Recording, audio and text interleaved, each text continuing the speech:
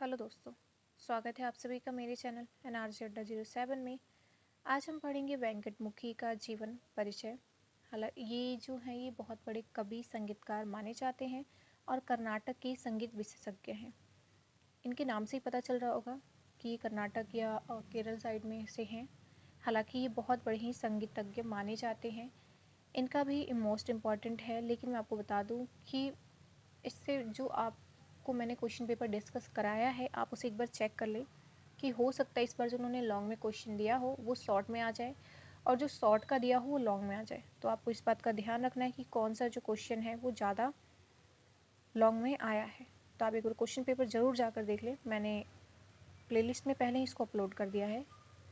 ठीक है, चलिए स्टार्ट करते हैं कि वेंकटमुखी एक भारतीय कवि संगीतकार और कर्नाटक संगीत विशेषज्ञ थे और वह अपनी चतुर्दंडी प्रकाशिका के लिए प्रसिद्ध है, जिसमें उन्होंने रागों को चुनौती देने की मेलकर्ता प्रणाली का वर्णन किया है। वेंकटमुखी ने त्रिवरूर के भगवान त्यागराज की स्तुति में गौतम और प्रशासन के साथ साथ 24 अष्टपदी की स्थापना की है।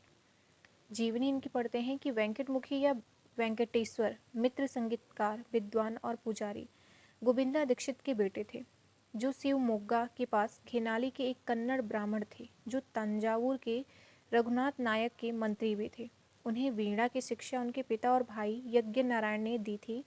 बाद में उन्हें तनप्पाचार्य से शास्त्रीय संगीत की विद्वता पूर्ण शिक्षा उनको मिली।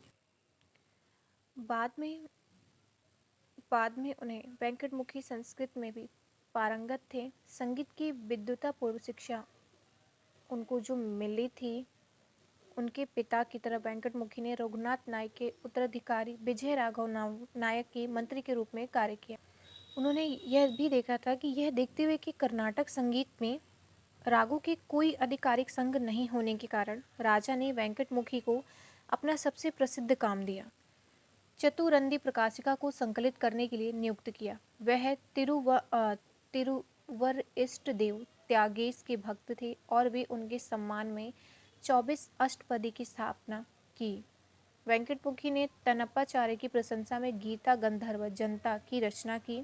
वेंकटमुखी की चतुर्द प्रकाशिका कर्नाटक संगीत के इतिहास में एक मील का पत्थर था। 20वीं सदी की शुरुआत में इसे लागू करना शुरू किया गया, जब तक कि यह एकमात्र सिद्धांत के रूप में ही वोरा में नहीं था।